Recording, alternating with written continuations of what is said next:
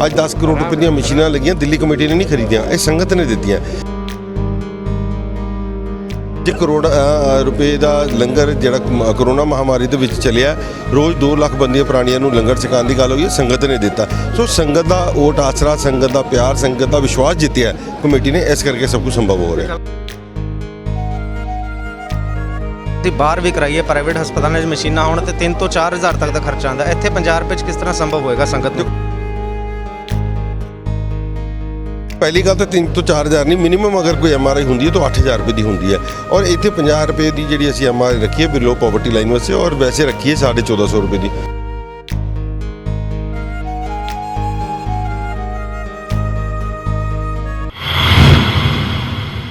दिल्ली सिख गुरुद्वारा प्रबंधक कमेटी वालों पहला पहल की गई, डायलिसिस सेंटर खोलिया गया, पहले फेज़ का हॉस्पिटल खोलिया गया, हुण उस तो बाद वड्डी जिहड़ी है गरीब तबके वास्ते, मनुखता की सेवा वास्ते हुण MRI और CT स्कैन जो सिर्फ 50 रुपए के शुरू किया गया। कालका जी साडे मौजूद है, गलबात करांगे। सर, किस तरीके नाल संभव हो सकता है, क्योंकि माफ़ करना विरोधियों वालों अजिहे सवाल होंदे ने, साडा भी मन दुखदा है कि दिल्ली कमेटी कोल ते घिओ दे पैसे नहीं ने, कि हुण ये सब किस तरह तुसीं संभव करोगे? देखो, विरोधियों का काम है, उन्होंने धर्म है विरोध करना। जे अगर आप उन्होंने कोलों धर्म ही छीन लांगे तो उन्होंने पल्ले रह के जाना।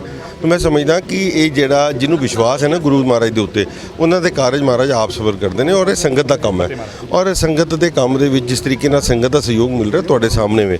आज 10 करोड़ रुपए ਦੀਆਂ ਮਸ਼ੀਨਾਂ ਲੱਗੀਆਂ, ਦਿੱਲੀ ਕਮੇਟੀ ਨੇ ਨਹੀਂ ਖਰੀਦੀਆਂ, ਇਹ ਸੰਗਤ ਨੇ ਦਿੱਤੀਆਂ। ਜੇ ਕਰੋੜ ਰੁਪਏ ਦਾ ਲੰਗਰ ਜਿਹੜਾ ਕਰੋਨਾ ਮਹਾਮਾਰੀ ਦੇ ਵਿੱਚ ਚੱਲਿਆ, ਰੋਜ਼ 2 ਲੱਖ ਬੰਦੀਆਂ ਪ੍ਰਾਣੀਆਂ ਨੂੰ ਲੰਗਰ ਛਕਾਉਣ ਦੀ ਗੱਲ ਹੋਈ ਹੈ, ਸੰਗਤ ਨੇ ਦਿੱਤਾ।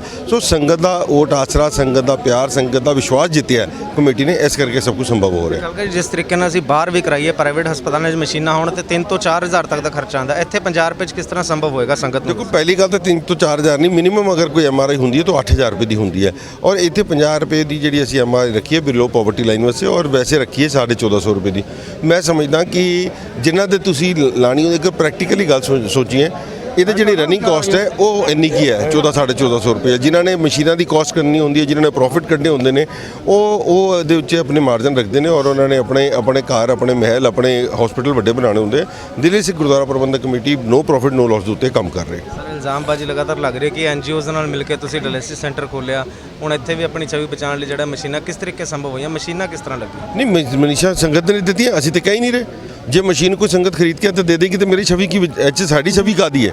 ਇਹ ਤਾਂ ਸੰਗਤ ਦੀ ਛਵੀ ਹੈ, ਇਹ ਤਾਂ ਸੰਗਤ ਦਾ ਇਲਾਜ ਆ, ਅਤੇ ਇਸ ਕਰਕੇ ਲੋਕਾਂ ਨੂੰ ਬੋਲਣ ਦੀ। ਘੱਟ ਗਿਣਤੀ ਕਮਿਸ਼ਨ ਦੇ ਸਾਬਕਾ ਚੇਅਰਮੈਨ ਸਰਦਾਰ ਤਲੋਚਨ ਸਿੰਘ ਜੀ ਮੌਜੂਦ ਹੈਗੇ ਨੇ, ਉਹਨਾਂ ਨਾਲ ਗੱਲਬਾਤ ਕਰਾਂਗੇ ਕਿ ਦਿੱਲੀ ਸਿੱਖ ਗੁਰਦੁਆਰਾ ਪ੍ਰਬੰਧਕ ਕਮੇਟੀ ਨੇ ਜਿਹੜੀ ਇਹ ਪਹਿਲ ਕੀਤੀ ਹੈ, ਕੀ ਮੰਨਦੇ ਹੋ ਮਨੁੱਖਤਾ ਦੀ ਸੇਵਾ ਦੇ ਲਈ? ਦੇਖੋ, ਗੱਲ ਇਹ ਹੈ ਕਿ ਜੋ ਐਸੀ ਕੋਈ ਕਿਧਰੋਂ ਵੀ ਐਨੀ ਸਿੱਖ ਆਰਗੇਨਾਈਜੇਸ਼ਨ, ਇਹ ਤਾਂ ਗੁਰਦੁਆਰਾ ਕਮੇਟੀ ਹੈ ਜੋ ਕੰਮ ਕਰਦੀ ਹੈ, ਇਹਦਾ ਕ੍ਰੈਡਿਟ ਕਿਸੇ ਇੰਡੀਵਿਜੂਅਲ ਨੂੰ ਨਹੀਂ, ਕਮੇਟੀ ਨੂੰ ਨਹੀਂ, ਸਾਰੀ ਸਿੱਖ ਕੌਮ। ਮੈਸੇਜ ਕੀ ਜਾ ਰਿਹਾ ਅੱਜ ਤੁਸੀਂ ਸਾਰੇ ਮੀਡੀਆ ਵਾਲੇ ਹੋ ਕਿ ਮੀਡੀਆ ਇਹ ਕਹਿ ਰਿਹਾ ਵੀ ਸਿੱਖੋਂ ਨੇ ਇਹ ਕਰਦੀ ਆ। ਪਹਿਲਾਂ ਅਸੀਂ ਲੰਗਰ ਲਾਏ ਸਾਰੀ ਵਰਲਡ 'ਚ, ਉਸ ਤੋਂ ਬਾਅਦ ਹੁਣ ਡਾਇਲਿਸਿਸ ਹੁਣੇ। So I think this is a good, ਇੱਕ ਤਾਂ ਜਿਹੜੀ ਸਿੱਖ ਆਈਡੈਂਟੀਟੀ ਹੈ, ਸਿੱਖ ਪ੍ਰਤੀ ਜਿਹੜੀ ਲੋਕਾਂ ਨੂੰ ਗਲਤਫਹਿਮੀਆਂ ਉਹ ਵੀ ਦੂਰ ਆਟੋਮੈਟਿਕ ਹੋ ਜਾਂਦੀਆਂ। ਬੀਇੰਗ 2% ਪਾਪੂਲੇਸ਼ਨ, ਸਾਨੂੰ ਇਹ ਜਿਹੀ ਗੱਲਾਂ ਨਾਲ ਬੜਾ ਬੈਨੀਫਿਟ। ਸੋ ਮੈਂ ਤਾਂ ਇਹ ਅਪੀਲ ਕਰਦਾ ਕਿ ਜਿੰਨੇ ਗਰੁੱਪ ਹੋਣ ਸਾਡੇ, ਉਹ ਐਟਲੀਸਟ ਦੇ ਸ਼ੁੱਡ ਯੂਨਾਈਟ ਔਨ ਸੱਚ ਮੈਟਰਸ। ਪੋਲੀਟਿਕਸ ਜੋ ਮਰਜ਼ੀ ਲੜੋ, ਵੋਟਾਂ 'ਚ ਲੜੋ, ਲੇਕਿਨ ਜਦੋਂ ਚੰਗਾ ਕੰਮ ਹੋ ਰਿਹਾ ਤਾਂ ਵੀ ਸ਼ੁੱਡ ਆਲ ਪ੍ਰੇਜ਼ ਔਰ ਗੈਟ ਟੂਗੇਦਰ। ਜਿਸ ਤਰੀਕੇ ਨਾਲ ਡਾਇਲਿਸਿਸ ਸੈਂਟਰ ਵੀ ਖੋਲ੍ਹਿਆ ਗਿਆ, ਵਿਰੋਧੀ ਧਿਰ ਦਾ ਤੁਹਾਨੂੰ ਪਤਾ ਕੰਮ ਹੈ, ਕਿਉਂਕਿ ਹੁਣ ਇਲੈਕਸ਼ਨ ਵੀ ਨੇੜੇ ਆ ਰਹੇ ਹੋ, ਕਹਿ ਰਹੇ ਨੇ ਜੀ ਆਪਣੀ ਛਵੀ ਸੁਧਾਰਨ ਲਈ, ਆਪਣਾ ਬਚਾਅ ਕਰਨ ਲਈ ਇਹ ਚੀਜ਼ਾਂ ਖੋਲ੍ਹ। ਮੇਰਾ ਮਤਲਬ, ਮੈਂ ਜਦੋਂ ਕਹਿ ਰਿਹਾ ਬਈ ਇਹਦਾ ਕ੍ਰੈਡਿਟ ਇੰਡੀਵਿਜੂਅਲ ਨਹੀਂ, ਕ੍ਰੈਡਿਟ ਕਮਿਊਨਿਟੀ ਦਾ, ਕ੍ਰੈਡਿਟ ਕਮੇਟੀ ਦਾ। ਕਮੇਟੀ ਸਾਰੇ ਬਸ, ਅਸੀਂ ਕਿਉਂ ਇਸ ਪਾਸੇ ਜਾਈਏ? ਮੈਂ ਤਾਂ ਅੱਜ Sikh, I am proud of it ਕਿ ਸਿੱਖਾਂ ਲਈ ਕੋਈ ਚੰਗੀ ਖਬਰ ਮੀਡੀਆ ਲੈ ਰਿਹਾ, ਬਸ we should be proud of it. ਜਿਸ ਤਰੀਕੇ ਨਾਲ ਕਿਸਾਨੀ ਅੰਦੋਲਨ ਤੋਂ ਬਾਅਦ ਸਾਨੂੰ ਆਤੰਕਵਾਦੀ ਕਿਹਾ ਜਾ ਰਿਹਾ ਕਮਿਊਨਿਟੀ ਨੂੰ, ਤੇ ਅੱਜ ਮੰਨ ਸਕਦੇ ਹਾਂ ਕਿ ਅੱਜ ਇੱਕ ਬੰਬ ਤਿਆਰ ਕਰ ਦਿੱਤਾ ਲੋਕਾਂ ਦੀ ਸੇਵਾ ਵਾਸਤੇ। ਇਸ ਬਾਰੇ ਮੇਰਾ ਕੋਈ ਬਿਆਨ ਨਹੀਂ, ਮੇਰਾ ਬਿਆਨ ਇੱਕੋ ਹੀ ਹੈ ਕਿ ਜਿਹੜਾ ਧਰਮ ਦੇ ਨਾਂ ਦੇ ਕੰਮ ਹੋਵੇ, ਉਹ ਸਾਰੇ ਸਿੱਖ ਇਕੱਠੇ ਹੋ ਕੇ ਉਹਦਾ ਕ੍ਰੈਡਿਟ ਕੌਮ ਨੂੰ ਦੇਣ ਔਰ ਇਕੱਠੇ ਹੋਈ, ਬਸ।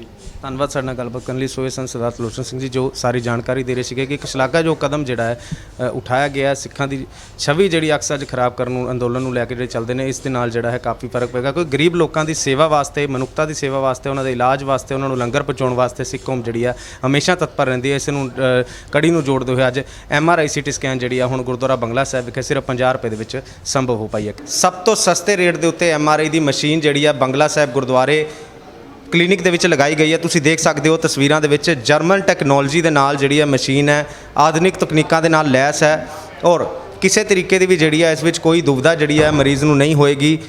MRI CT ਸਕੈਨ ਜਿਹੜਾ ਹੈ ਉਹ ਸੈਂਟਰ ਹੁਣ ਖੁੱਲ ਚੁੱਕਿਆ। ਸਾਡੇ ਨਾਲ ਇਸ ਮਸ਼ੀਨ ਦੇ ਜਿਹੜੇ ਨੇ इंजीनियर साढ़े नाल मौजूद ने, तरुण भाटिया जी, उन्होंने गल करांगे। भाटिया जी, किस तरीके से मशीन जो है लाभदायक है मरीज़ों के लिए जो CT स्कैन होता है? क्योंकि पहले समय से देखा जाता था कि काफ़ी दिक्कतें जो आती थी, आजकल जो टेक्नोलॉजी जो है लगातार तरक्की करती जा रही, तो इस मशीन में ऐसा खास क्या है? देखिए सर, ये जर्मन बेस्ड टेक्नोलॉजी है। CT scan basically x ray based technology के ऊपर होता है। एक्सरे अनवांटेडली इनवांटेडली कैसे भी कह सकते हैं कि पेशेंट के लिए हानिकारक है अगर उसको हम एक्स्ट्रा डोज में दिया जाए। तो जो ये बेस्ड टेक्नोलॉजी, हमारी जर्मन बेस्ड टेक्नोलॉजी है, इसमें जितना हम पेशेंट को डिसाइड करेंगे कि इसको इतना ही एक्सरे देना है, वो मशीन उतना ही एक्सरे निकालेगी। इसमें अलग अलग तरह के प्रोटोकॉल बने हुए हैं, अडल्ट के लिए, चाइल्ड के लिए, पेडियाट्रिक के लिए, छोटे से छोटे बच्चे के लिए। तो उस हिसाब से ये मशीन अपने आप कैलिब्रेट होती है, अपने आप उसका एक्सरे डोज बंद निकलता है। तो ये पेशेंट के लिए फुली सेफ़ मशीन है।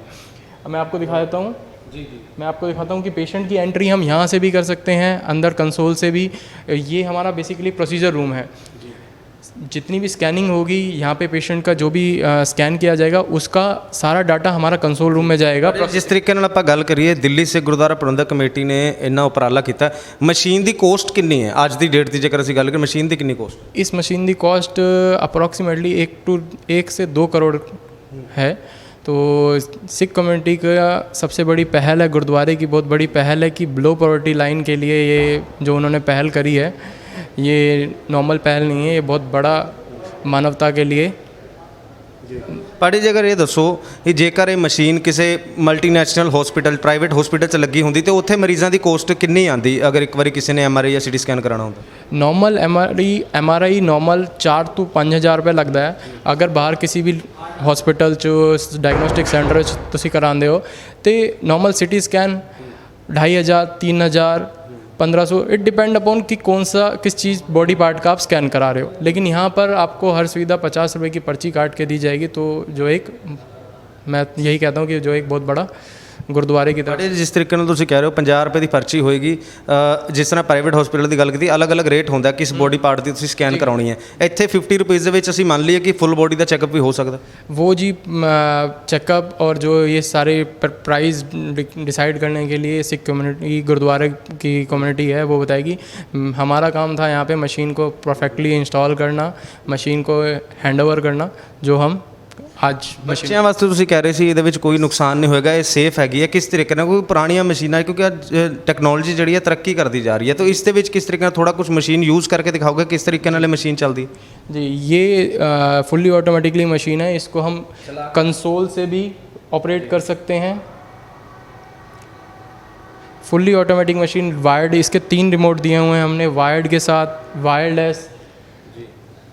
और हम इस टैबलेट, ये इस मशीन की खासियत है कि ये टैबलेट को आप कहीं भी ले जा सकते हैं और जो पेशेंट यहाँ पे हो रहा है वो सारा रन टाइम में, रियल टाइम में इसके ऊपर भी दिखेगा। आप डायरेक्टली इससे भी कोई भी पेशेंट उठा सकते हैं, इमरजेंसी एग्ज़ाम स्टार्ट कर सकते हैं बिना किसी दुविधा के। विदिन 1 सेकेंड आपका एग्ज़ाम स्टार्ट हो जाएगा। जैसे मैंने आपको दिखाया कि इसमें हर तरह के अलग अलग प्रोटोकॉल दिए हुए हैं, अडल्ट के लिए दिया हुआ है, चाइल्ड के लिए दिया हुआ है। तो ये मशीन अपने आप उस चीज़ को कैलिब्रेट करती है और उस हिसाब से डोज निकालती है। जिस तरीके नाल दिल्ली से गुरुद्वारा प्रबंधक कमेटी ने उपराला किया, तुसीं भी पहली बार देखिया होना कि 50 रुपये दे विच सिर्फ CT स्कैन है। तुहाडे मन दे विच की भाव है? जी, मेरे लिए तो बहुत बड़ी, क्या कह सकते हैं कि ये बहुत बड़ा मानवता के लिए सिख कम्युनिटी की देन है। लेकिन बहुत बड़ी चीज़ है कि 50 रुपये में ये होना, इट्स इम्पॉसिबल फॉर मी।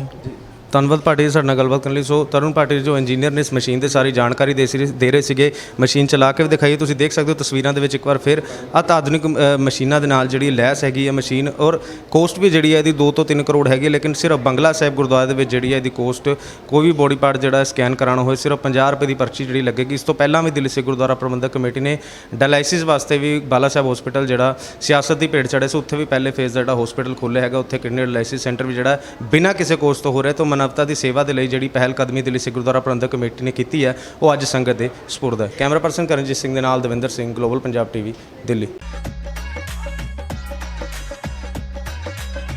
ਤੁਸੀਂ ਹੈਰਾਨ ਤੇ ਜ਼ਰੂਰ ਹੋ ਰਹੇ ਹੋ ਕਿ ਇੱਕ ਬੰਦਾ ਪੈਂਟ ਕਮੀਜ਼ ਪਾ ਕੇ ਟਰੈਕਟਰ ਚਲਾ ਰਿਹਾ ਹੈ, ਖੇਤੀ ਕਰ ਰਿਹਾ ਹੈ।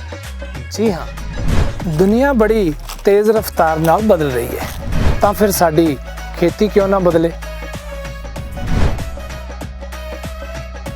ਖੇਤੀ ਨੂੰ ਲਾਹੇਵੰਦ ਬਣਾਉਣ ਲਈ ਬਹੁਤ ਜ਼ਰੂਰੀ ਹੈ ਆਧੁਨਿਕ ਜਾਣਕਾਰੀ ਅਤੇ ਤਕਨੀਕ ਨਾਲ ਜੁੜਨਾ। ਕੇਂਦਰ ਵੱਲੋਂ ਕਾਨੂੰਨ ਆਇਆ ਹੈ, ਇਹਦਾ ਬਹੁਤ ਵੱਡੇ ਪੱਧਰ ਤੇ ਵਿਰੋਧ ਹੋਇਆ। ਇੰਨੀ ਕੁ ਮਿੱਠੀ ਜ਼ਹਿਰ ਦਿੱਤੀ ਹੈ, ਅੱਜ ਆਪਾਂ ਨੂੰ ਇੱਕ ਦਿਖਾ ਰਹੇ ਨੇ। ਗਲੋਬਲ ਪੰਜਾਬ ਟੀਵੀ ਤੁਹਾਨੂੰ ਜੋੜੇਗਾ ਬਦਲਦੀ ਖੇਤੀ ਦੁਨੀਆ ਨਾਲ। ਤੁਸੀਂ ਇੰਜੀਨੀਅਰਿੰਗ ਦੀ ਡਿਗਰੀ ਕਰਕੇ ਫੇਰ ਖੇਤਾਂ 'ਚ ਆ ਗਏ। ਖੇਤੀ ਪ੍ਰੋਗਰਾਮਾਂ ਦੇ ਤਜਰਬੇਕਾਰ ਅਮਰਜੀਤ ਸਿੰਘ ਵੜੈਚ ਦਾ ਵਿਸ਼ੇਸ਼ ਸ਼ੋਅ ਫਾਰਮ ਹਾਊਸ ਹਰ ਐਤਵਾਰ 7:30 ਵਜੇ ET ਤੁਹਾਡੇ ਆਪਣੇ ਗਲੋਬਲ ਪੰਜਾਬ ਟੀਵੀ। ਹੁਣ ਤੁਸੀਂ ਦੇਖ ਸਕਦੇ ਹੋ ਗਲੋਬਲ ਪੰਜਾਬ ਟੀਵੀ ਨੂੰ ਡਾਊਨਲੋਡ ਕਰੋ ਸਾਡੀ ਐਪ ਐਂਡਰੋਇਡ ਜਾਂ iOS ਤੇ ਫ੍ਰੀ ਵਿੱਚ, roku ਅਤੇ Amazon Fire TV ਤੇ ਜਾਂ Apple TV ਤੇ। ਨਾਲ ਹੀ ਦੇਖ ਸਕਦੇ ਹੋ ਲਾਈਵ ਸਟ੍ਰੀਮਿੰਗ www.globalpunjabtv.com ਤੇ।